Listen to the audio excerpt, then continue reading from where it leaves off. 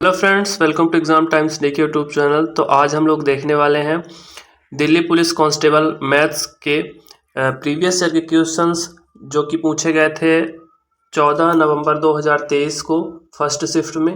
तो आइए देखते हैं कि किस प्रकार के क्वेश्चन पूछे गए थे इस शिफ्ट में और उसका सॉल्यूशन क्या होने वाला है। बहुत ही इजी स्टेप्स में, बहुत ही कम समय में हम कैसे सॉल्व कर पाएंगे प्रश्नों को, उस चीज़ के बारे में मैं डिस्कस करूँगा। और साथ ही देखेंगे हम लोग किस प्रकार के प्रश्न पूछे जा रहे हैं ताकि हम अपने तैयारी को और अच्छा बना पाएँ। तो आइए स्टार्ट करते हैं क्वेश्चन नंबर फर्स्ट से। तो यहाँ से क्वेश्चन नंबर फर्स्ट हमारे स्टार्ट होता है और ये पेपर हुआ था टोटल 45 शिफ्ट में। तो हम सभी शिफ्टों के प्रश्नों को 1 बाय 1 सॉल्व करेंगे। पहला क्वेश्चन यहाँ पे पूछा गया है, एक निश्चित महिला को एक निश्चित दूरी तय करने में लगने वाले समय को 80% कम करने के लिए अपनी कार की चाल में कितने प्रतिशत की वृद्धि करनी होगी। तो जैसा कि हम जानते हैं कि अगर हम चाल को कम करेंगे तो हमारा समय अधिक लगेगा, यानी कि ये इन्वर्स प्रोपोर्शनल होते हैं टाइम और स्पीड। तो अगर हम समय को 80% कम करेंगे, 80% का फ्रैक्शन होता है हमारा 4/5 यानी 4/5। अगर हम 5 में 4 को माइनस करेंगे यानी 80% कम कर रहे हैं तो 5:1 रेशियो बनेगा हमारा। इसका उल्टा रेशियो करेंगे तो हमारा स्पीड का रेशियो बन जाएगा 1:5।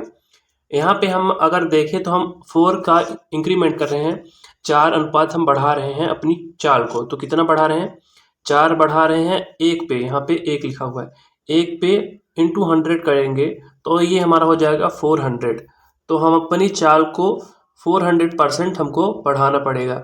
तो इसका आंसर जो है हमारा ऑप्शन नंबर बी हो जाएगा। ऐसे ही हम शॉर्ट और क्रिस्पी वे में क्वेश्चंस को सॉल्व करेंगे ताकि हमारा ज़्यादा टाइम इन्वेस्ट ना हो। क्वेश्चन पेपर जब हम सॉल्व करेंगे एग्ज़ाम में तो ऐसे ही हमको सॉल्व करना है। बाकी अगर कोई डाउट हो किसी क्वेश्चन में तो आप कमेंट बॉक्स में कमेंट करिएगा। अब चलते हैं हम अपने नेक्स्ट क्वेश्चन की ओर और देखते हैं अगला क्वेश्चन क्या है। नेक्स्ट क्वेश्चन है हमारा क्वेश्चन नंबर 2। 51 और 71 के बीच सभी अभाज्य संख्याओं यानी प्राइम नंबर्स को के गुणनफल का इकाई अंक यानी यूनिट डिजिट क्या है। तो अगर हम देखें तो 50 से लेके 80 के बीच में टोटल 7 प्राइम नंबर्स होते हैं, लेकिन यहाँ पे जो 79 है उसको छोड़ दिया गया है। तो अब 51 से लेके 78 तक हमारे पास टोटल 6 प्राइम नंबर्स होंगे। कौन कौन से हैं, 53 है यानी 53 है, इसके बाद 59 है, इसके बाद 61 है हमारा 61, इसके बाद है 67, नेक्स्ट है 71 और फिर है 73। इतने हमारे पास प्राइम नंबर्स मिलेंगे। अब इनका हमको यूनिट डिजिट चेक करना है। इजी क्वेश्चन है ये। जैसे 3 9 जा होता है 27, 7 मिल गया यहाँ से, 7 1 जा 7, 7 से 1 जा 49 का 9 मिल गया, 9 1 जा 9, 9 3 जा 27। यूनिट डिजिट से हमको पता चल गया, मल्टीप्लाई करके 27 आ रहा है। अब यहाँ पे हमको यूनिट डिजिट बता देना है 7। 27 में यूनिट डिजिट क्या है, 7 है हमारे पास, तो इसका आंसर हो जाएगा 7। ऐसे ही हम कर सकते हैं। एक मैं आपको इन जैसे क्वेश्चन को सॉल्व करने के लिए एक अच्छी चीज़ मैं बता रहा हूँ आपको। आप एक चीज़, एक नंबर याद रख सकते हैं, वो नंबर है 44 22 32 23 21। ये 10 नंबर हैं। ये हो गया 0 से 10 तक प्राइम नंबर, 10 से 20 तक प्राइम नंबर, 20 से 30 तक, 30 से 40 तक, 40 से 50, 50 से 60, 60 से 70, 70 से 80, 80 से 90, 90 से 100। यानी कि टोटल 25 यहाँ पे ऐड करेंगे हमको 25 मिलेगा। क्यों मिलेगा, क्योंकि 0 से लेके 100 तक टोटल 25 प्राइम नंबर्स होते हैं। 0 से 10 तक 4 होते हैं, ऐसे ही 10 से 20 तक 4 होते हैं, ऐसे ही हम लास्ट देखेंगे तो 90 से 100 तक एक केवल प्राइम नंबर मिलेगा। तो इस टेबल को अगर आप रखेंगे याद इन नंबर्स को तो आप आसानी से कर पाएंगे ऐसे क्वेश्चंस को। चलिए नेक्स्ट क्वेश्चन की ओर चलते हैं। यहाँ पे क्वेश्चन नंबर 3 में पूछा गया है, यदि एक बक्सा 350 रुपए की हानि पर 4650 में बेचा गया तो प्रतिशतता हानि ज्ञात कीजिए। यानी हानि प्रतिशत क्या होगा, लॉस परसेंटेज। तो लॉस या प्रॉफिट हम हमेशा कॉस्ट प्राइस पर निकालते हैं, लेकिन यहाँ पे हमको क्या दिया गया है, सेलिंग प्राइस। तो सेलिंग प्राइस में जितने रुपए की हानि हुई है उसको अगर हम ऐड कर देंगे तो हमको कॉस्ट प्राइस मिल जाएगा, जो कि होगा यहाँ पे 5,000 रुपये। ये हमारा हो गया कॉस्ट प्राइस। अब हमको लॉस कितने का हुआ है, लॉस हुआ है हमारा 350 रुपये का। हमको क्या निकालना है, लॉस परसेंटेज। तो लॉस परसेंटेज अगर हम निकालेंगे तो क्या करना पड़ेगा, लॉस जितने रुपये का लॉस हुआ उसको ऊपर नीचे लिखेंगे CP मल्टीप्लाई बाई 100। ये हम फॉर्मूला का यूज़ करेंगे तो हमारा लॉस परसेंटेज आ जाएगा। तो यहाँ पे क्या करना है, हमको 350 रुपये लिखना है पहले। 350 अपॉन में CP कितना था, 5,000 रुपये, और इसको मल्टीप्लाई करेंगे 100 से। तो यहाँ पे 2 जीरो से 2 जीरो कैंसिल हो गया, 1 जीरो से 1 जीरो यहाँ पे कैंसिल हो गया, 5 से बन गया 35, 5 सत्ते 35। तो 7% हमारा आ गया क्या, लॉस परसेंटेज आ गया। बहुत बच्चे इसमें एक चीज़ में गलती करते हैं कि 350 अपान 4,650 कर देते हैं, यानी 4,650। इसके बाद मल्टीप्लाई 100 कर देते हैं। यहीं पे ज़्यादातर लोग गलती करते हैं ऐसे क्वेश्चंस में। याद रखिएगा, पहले हमको CP निकालना पड़ेगा, दोनों को ऐड करेंगे तो CP आ जाएगा, यानी कॉस्ट प्राइस। नेक्स्ट क्वेश्चंस को देखते हैं। अगला है हमारा प्रश्न क्रमांक 4। ये बहुत ही इजी क्वेश्चन है। निम्न में से कौन सा सह अभाज्य संख्याओं का युग्म है, यानी को प्राइम नंबर। ऐसे दो नंबर्स जिनके बीच में केवल 1 कॉमन हो और कुछ भी कॉमन ना आए। जैसे कि हम बोल सकते हैं 2 और 5, ये भी को प्राइम है। हम बोल सकते हैं 7 और 9, इनके बीच में सिर्फ 1 है कॉमन है, बाकी और हम कुछ कॉमन नहीं ले सकते दोनों में। यानी ऐसे जैसे हम फर्स्ट ऑप्शन को देखें तो यहाँ पे हम 7 कॉमन ले सकते हैं। 7 5 जा 35 होता है, यहाँ से 7 मिल गया, तो ऐसा नहीं हो सकता है। यहाँ से हम 2 को कॉमन ले सकते हैं। तो इसी प्रकार से हमको ऐसा नंबर ढूंढना है जिनमें कुछ भी कॉमन ना हो, सिर्फ 1 कॉमन हो। तो हम ले सकते हैं ऑप्शन नंबर C। ऐसे क्वेश्चन अक्सर परीक्षा में पूछे जाते हैं। याद रखिएगा, को प्राइम नंबर ऐसे युग्म है दो नंबर्स के जिनके बीच में कुछ भी कॉमन ना आए, 1 को छोड़ करके। नेक्स्ट है हमारा क्वेश्चन नंबर 5। क्वेश्चन नंबर 5 है यहाँ से, 600 मीटर की दौड़ने एन ने बी को 5 सेकंड की बढ़त दी और फिर भी 20 सेकंड से दौड़ जीत ली। यदि ए की चाल और बी की चाल का अनुपात 2:1 है तो बी की चाल ज्ञात कीजिए। यहाँ पे क्या बोल रहा है कि ए ने बी को 5 सेकंड की बढ़त दी, यानी जब तक ए रुका रहा बी ने 5 सेकंड तक दौड़ा, और लास्ट में फिर भी ए ने 20 सेकंड से दौड़ को जीत ली। यानी कि जो बी है उसको 25 सेकंड, टोटल 25 सेकंड ज़्यादा समय लगा है ए की अपेक्षा। तो यहाँ से हम देखेंगे तो ए का टाइम अगर हम टी मानते हैं तो बी का टाइम होगा T+25। इसके बाद बोला गया है इन दोनों का रेशियो 2:1 है। अगर हम चाल की बात, इनकी चाल निकालें तो ए की चाल हो जाएगी 600/T और बी की चाल हो जाएगी 600/T+25। यहाँ पे ए और बी की चाल का अनुपात यहाँ पे दिया गया है 2:1। इसको हम आगे फर्दर सॉल्व करेंगे तो यहाँ पे क्या हो जाएगा, 600/T × 600 और ऊपर चला जाएगा यहाँ पे T+25 इक्वल टू 2:1। 600 से 600 कैंसिल हो जाएगा यहाँ पे, T+25/T इक्वल टू 2:1। यहाँ से हम आगे अगर सॉल्व करेंगे तो हमको मिलेगा, एक सेकेंड, यहाँ पे हमको मिलेगा 2T इक्वल टू T+25। थोड़ा लेंदी क्वेश्चन है ये। यहाँ से T की वैल्यू हमको मिल जाएगी 25, यानी हमने T माना था और T+25 माना था। T वो समय है जो A को लगा है, और T में अगर 25 हम प्लस कर देंगे यानी जो B का समय हमको मिलेगा 50 सेकेंड्स।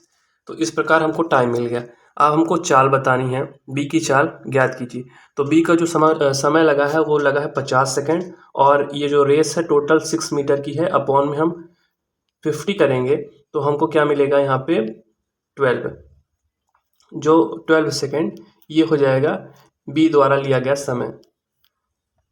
तो हमारा यहाँ से ऑप्शन नंबर 3 सही हो जाएगा, 12 मीटर पर सेकेंड। नेक्स्ट क्वेश्चन को देखते हैं। ABC के बाद एक के बाद एक इस क्रम में कार्य करते हैं, उनमें से प्रत्येक अलग अलग किसी कार्य को क्रमशः 10, 16, 12 दिन में पूरा कर सकते हैं। ABC ऐसे 3 चक्रों में कार्य करने के बाद A और C कार्य छोड़ देते हैं, B अकेले शेष कार्य को बिंदी बिंदी में पूरा करेगा, मतलब कितने टाइम में पूरा करेगा, ये क्वेश्चन पूछ रहा है। तो हम कैसे सॉल्व करेंगे? यहाँ पे एलसीएम लेना है किसका? 10, 16 और 12 का। 10, 16 और 12 ABC, यहाँ पे हम ऐसे लिखेंगे, इसका एलसीएम लेंगे।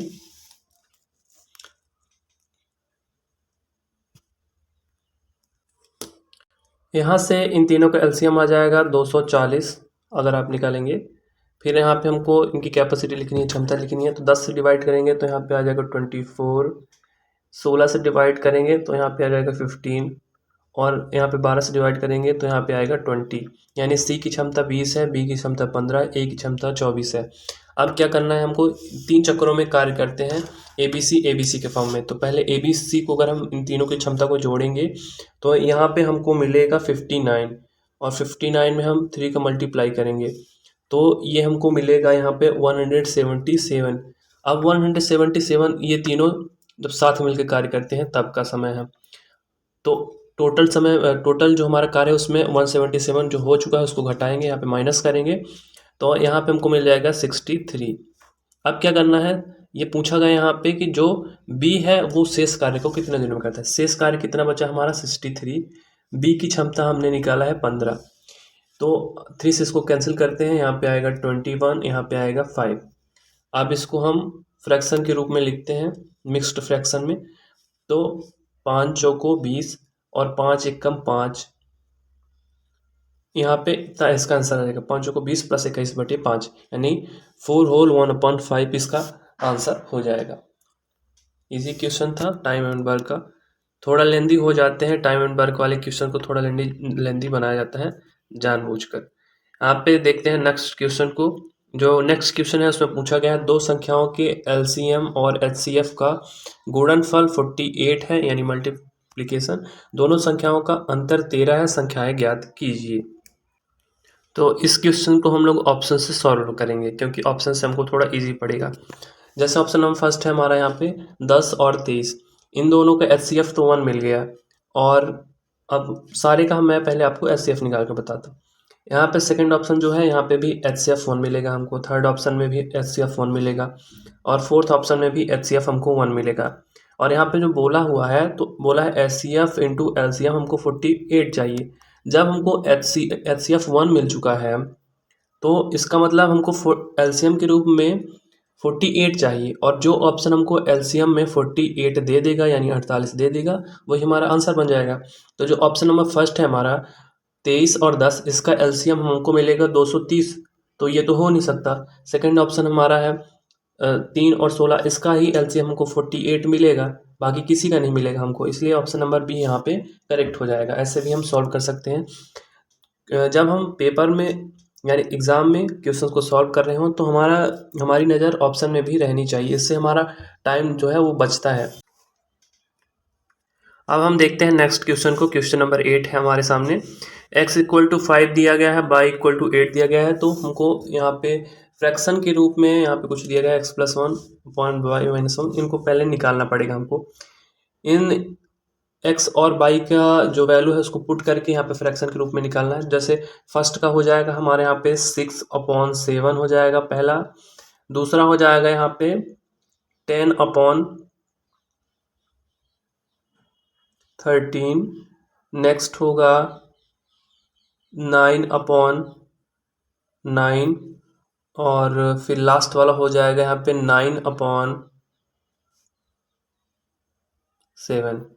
तो इस तरह से हमको मिल गया ये फ्रैक्शन। अब हमको इसको असेंडिंग और डिसेंडिंग ऑर्डर में या फिर कभी सबसे बड़ी फ्रैक्शन सबसे छोटी फ्रैक्शन ऐसे पूछा जाता है क्वेश्चंस बना के, तो कैसे सॉल्व करना है? सिंपल सा तरीका है, आप एक एक जीरो अपने से बढ़ा दीजिए, ऊपर वाले नंबर्स में एक एक जीरो आप अपने से ऐड कर दीजिए यहाँ पे। आप इसके बाद डिवाइड कर लीजिए अप्रॉक्सीमेटली। जैसे हम 7 से 60 को डिवाइड करेंगे तो 7 9 63 7 8 56 यानी 7 8 56 होता है। 56 सॉरी यहाँ पे थोड़ा मिस्टेक हो गया। फर्स्ट वाला जो है वो हमको, पहले मैं लिख लेता हूँ फ्रैक्शंस को एक बार फिर से। 6/7 था यहाँ पे। दूसरा हमको मिला था 10/13। तीसरा मिला था 9/9 और जो चौथा है वो हमको मिला है 9/7। क्या करना है, जितने बार अप्रॉक्सीमेटली जाए वो लिखना है। मैंने थोड़ी गलती कर दी थी। जैसे 7 8 जा 56 होता है तो हमको 8 लिखना है। आगे भी जाएगा लेकिन वहाँ उसको नहीं लिखना है, जितना पूरा पूरा डिवाइड हो जाए। फिर 13 7 जा 91 होता है, 7 लिख लीजिए यहाँ पे। 1 आ जाएगा, सॉरी 10 आ जाएगा यहाँ पे। फिर नेक्स्ट हमारा आ जाएगा यहाँ से अप्रॉक्स आएगा 12 के आसपास। तो अब देख सकते हैं ये हमको नंबर्स मिल गए। आगे भी डिवाइड होगा लेकिन वो पॉइंट्स में जाएगा। अब यहाँ पे क्या बोला है, आरोही क्रम। आरोही क्रम होता है यानी बढ़ते क्रम में हमको लिखना है।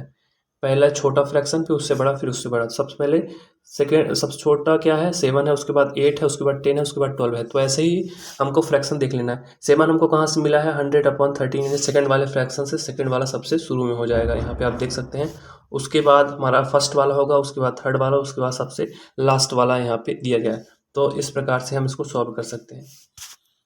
नेक्स्ट क्वेश्चन को देखते हैं। क्वेश्चन नंबर 9 है नेक्स्ट क्वेश्चन हमारा।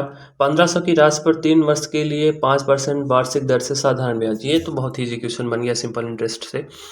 5 से जब 15 होता है यानी 15% हमको बताना है। कितने का, 1500 का 15% हमको बताना है। तो कितना होगा, 15% ऑफ 1500 ऐसे लिख के हमको सॉल्व कर देना है। 2 0 से 2 0 कैंसिल, 15 15 हम 225, 225 यहाँ पे लिख देंगे। ये हो जाएगा आंसर।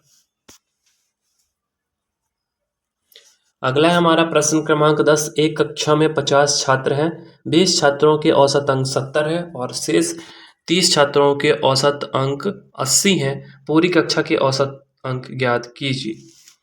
तो यहाँ पे क्या बोला है, 50 छात्र टोटल है। हमको क्या करना है, पहले इन दोनों का मल्टीप्लाई कर दो, फिर इन दोनों को मल्टीप्लाई कर दो, दोनों को ऐड करके 50 से डिवाइड कर देना है। इसका हो जाएगा 1400, यहाँ पे हो जाएगा 2400। दोनों को ऐड करेंगे तो हमको कितना मिलेगा, 3800। 50 से डिवाइड करेंगे, यहाँ पे 0 से 0 कैंसिल हो गया। 5 7 35, 3 बचा, 5 6 30 यानी 76 इसका आंसर हो जाएगा। कुछ इजी क्वेश्चंस भी बनते हैं, सब हार्ड नहीं रहते हैं। अगर आप दिल्ली पुलिस की बात करें तो उसमें 10 प्रश्न ऐसे होते हैं जो कोई भी बच्चा आराम से कर पाएगा पेपर में। ये शायद आपको क्लियर विजुअल नहीं होगा, मैं बोल के बताऊंगा। तो क्वेश्चन है यहाँ पे, एक 128/3 पाई आयतन वाला आइसक्रीम शंकु बनाया जाना है जिसमें शंकु की ऊंचाई इसकी त्रिज्या से 2 गुनी है। शंकु की तिर्यक ऊंचाई कितनी है, ये हमको बताना है। तो यहाँ पे दिया गया है जो शंकु का आयतन है वो दिया गया 128/3 पाई, और शंकु के आयतन का सूत्र होता है 1/3 पाई r स्क्वायर h, आपको पता होगा। यहाँ से 3 से 3 कैंसिल कर देंगे, पाई से पाई कैंसिल हो जाएगा। और यहाँ पे एक बात और लिखी हुई है, जो शंकु की त्रिज्या, जो ऊंचाई है शंकु की वो त्रिज्या से 2 गुनी है। तो त्रिज्या अगर r है तो हम इसकी ऊंचाई को 2r मान सकते हैं, h = 2r मान सकते हैं। तो यहाँ पे मैं 2r लिख दूंगा। अब क्या हो जाएगा, यहाँ पे हम h को हटा देंगे। 2 से अगर मैं 128 को कट करूँगा, यहाँ पे आएगा 64। 64 = हो जाएगा r इंटू r स्क्वायर, हो जाएगा r का क्यूब। r क्यूब अगर 64 है तो r की वैल्यू हमको मिल जाएगी 4, यानी त्रिज्या हमको 4 मिल गई। तो ऊंचाई क्या हो जाएगी, h = 2r, यहाँ पे मैं लिखा हूँ तो ये हो जाएगा 8। अब क्या होता है, तिर्यक ऊंचाई क्या होती है, तो ये इसका सूत्र होता है एल का स्क्वायर, एल स्क्वायर क्या, एल क्या है, तिर्यक ऊंचाई, L square equal to R square plus H का स्क्वायर, ये होती है तिर्यक ऊंचाई। तो आर स्क्वायर क्या होगा 16, एच स्क्वायर क्या होगा यहाँ पे 64 इक्वल टू एल का स्क्वायर। अब हमको क्या चाहिए, एल चाहिए, तो यहाँ पे मैं 80 लिखूंगा और रूट लगा दूंगा, तो यहाँ पे एल की वैल्यू हमको मिल जाएगी, क्योंकि एल स्क्वायर 80 था तो एल की वैल्यू हो जाएगी रूट और 80। तो यहाँ इसलिए हमारा ऑप्शन नंबर यहाँ पे सी करेक्ट हो जाएगा। नेक्स्ट क्वेश्चन को देखते हैं। इस पूछा गया है प्रश्न क्रमांक 12 में, एक व्यक्ति ने कुछ धनराशि उधार ली और पहले वर्ष के अंत में 4,200 और दूसरे वर्ष के अंत में 4,410 का भुगतान करके उसकी चुकौती करने का सहमत हुआ। यदि चक्रवृद्धि ब्याज की दर 5% प्रति वर्ष था तो उधार ली गई राशि ज्ञात कीजिए। यहाँ पे कैसे सॉल्व करना है,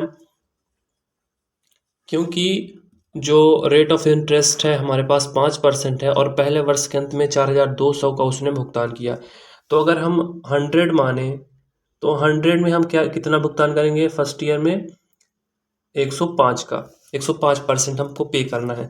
तो अगर 4,200 जो दिया गया है यहाँ पे उसकी वैल्यू हमारे पास 105% है, तो हम 100% के वैल्यू निकालेंगे यहाँ से।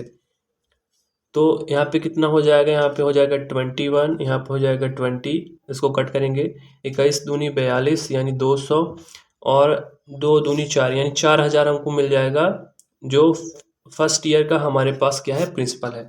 क्योंकि प्रिंसिपल हमेशा सेम होता है, फर्स्ट ईयर में जितना प्रिंसिपल होगा उतना ही सेकेंड ईयर में होगा। ब्याज क्योंकि कंपाउंड इंटरेस्ट जो होता है उसमें ब्याज जुड़ती रहती है, अगले साल ऐड होके और जुड़ जाएगी, लेकिन जो हमारा प्रिंसिपल है वो प्रत्येक साल समान होता है। तो पहले वर्ष अगर 4,000 है तो दूसरे वर्ष भी 4,000 होगा, तो टोटल जो धनराशि है वो हो जाएगी 8,000। यहाँ पे हमसे प्रिंसिपल ही पूछा गया है, उधार ली गई राशि यानी 8,000 हो जाएगा यहाँ पे। अगला प्रश्न है यहाँ से, एक दुकानदार एक वस्तु पर क्रय मूल्य से 35% अधिक मूल्य अंकित करता है और अंकित मूल्य पर 20% की छूट देता है, उसका लाभ प्रतिशत क्या होगा।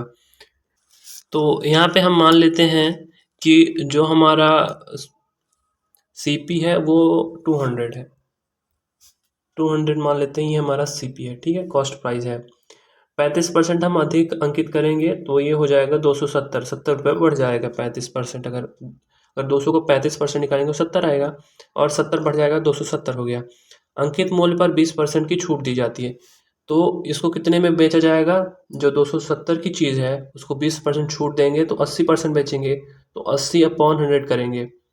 यहाँ से इसको काट लेना है, यहाँ से 20 से 20 कैंसिल हो जाएगा और इसको मल्टीप्लाई करेंगे तो ये आएगा 216 रुपये। अब 200 रुपये तो हमारी 200 रुपये की चीज़ थी, हमने 216 में बेचा, 16 का हमने प्रॉफिट गेन किया यहाँ से, 16 का प्रॉफिट हुआ कितने में, 200 रुपये में, मल्टीप्लाई करेंगे 100 में, यहाँ से 2 बचेगा और 2 8 जा हो जाएगा 16, यानी 8% ये हमको प्रॉफिट हुआ है। नेक्स्ट क्वेश्चन को देखते हैं यहाँ से। प्रश्न क्रमांक 14 है अगला प्रश्न, जिसमें पूछा गया है 15% की कमी के बाद अजय की आय 2,12,500 है, उसकी मूल आय रुपए कितनी थी। तो अगर 15% की कमी करेंगे तो बचेगा 85, 100 में अगर हम 15 को कम करेंगे तो बचेगा 85%, और जिसकी वैल्यू हमको दी है 2,12,500 और हमसे पूछा है मूल आय यानी 100% की वैल्यू हमसे पूछा गया है यहाँ पे, तो कैसे निकालेंगे, यहाँ पे कैंसिल कर देंगे इसको, 17×5 = 85, यहाँ पे 20 टाइम्स चला जाएगा और इसके बाद 17 से इसको हम कट करेंगे तो यहाँ पे जाएगा 17 बन जा 17, 4 यहाँ से बचेगा और फिर 2 जाएगा यहाँ पे। इसके बाद क्या करेंगे, फिर 8 बचेगा यहाँ पे, 8 तो 85 हो जाएगा, 17×5 = 85 और 00 यानी 12,500 आएगा, ऊपर वाले को कैंसिल करेंगे 17 से तो 12,500 यहाँ से बचेगा और यहाँ पे मल्टीप्लिकेशन के लिए बचा है 200, इन दोनों को मल्टीप्लाई करेंगे तो ये आ जाएगा 2,50,000 रुपये आ जाएंगे। 2,50,000। तो इसलिए हमारा ऑप्शन नंबर ए करेक्ट हो जाएगा यहाँ पे। नेक्स्ट क्वेश्चन को देखते हैं। अगला है हमारा प्रश्न क्रमांक 15। प्रश्न क्रमांक 15 अगला प्रश्न है जिसमें पूछा गया है, एक शंकु की तिर्यक ऊंचाई 5 सेंटीमीटर, व्यास 8 सेंटीमीटर, शंकु का आयतन ठीक 2 दशमलव स्थान तक क्या है। जहाँ पे हमको पाई की वैल्यू 22/7 रखनी है। शंकु का जो आयतन है इसका सूत्र होता है 1/3 पाई आर स्क्वायर एच, ये आपको पता होगा। बस यहीं पे हमको इसकी वैल्यू पुट कर देनी है। तिर्यक ऊंचाई अगर 5 सेंटीमीटर दी है तो हमको पहले इसका ऊंचाई निकालनी पड़ेगी। तो तिर्यक ऊंचाई का जो स्क्वायर होता है वो होता है इसके स्क्वायर के बराबर होता है जो त्रिज्या के स्क्वायर है। त्रिज्या यहाँ पे क्या हो जाएगा 4 सेंटीमीटर, तो 4 का स्क्वायर प्लस हो जाएगा ऊंचाई यानी h का स्क्वायर। तो h का स्क्वायर जब निकालेंगे तो हमको मिल जाएगा 9 और यहाँ पे h की वैल्यू हो जाएगी 3। तो 3 हमको मिल गई ऊंचाई। अब हमको इसी फॉर्मूले में पुट कर देना है। तो 1/3 हो जाएगा मल्टीप्लाई 22/7, फिर इसके बाद r का स्क्वायर यानी 4 × 4 × 3, ऊंचाई हमको मिल गई है 3। 3 से 3 हम कैंसिल कर देंगे यहाँ पे और ऊपर मल्टीप्लाई करेंगे तो 4 चौके 16, 16 दूना 32 की 2 हासिल 3, 32 2 35। अब हमको अपॉन में 7 लिख देना है, 7 से डिवाइड करना है। तो यह जाएगा 7 पाना 35, 5 आएगा, फिर 0 आएगा, फिर यहाँ पे बचेगा 20, तो 7 दूनी 14 हो जाएगा और 60 बचेगा। तो इसके लिए 7 8 56 यानी 50.28 इतना आएगा हमारा आंसर क्वेश्चन नंबर 15 का। तो इसलिए इसका ऑप्शन नंबर 3 करेक्ट हो जाएगा 50.28 सेंटीमीटर क्यूब। तो आशा करता हूँ आपको ये सेट पसंद आया होगा। अगर आपके मन में कोई क्वेरी है तो आप क्वेश्चन पूछ सकते हैं इससे रिलेटेड। बाकी thank you for watching the video. जय हिंद।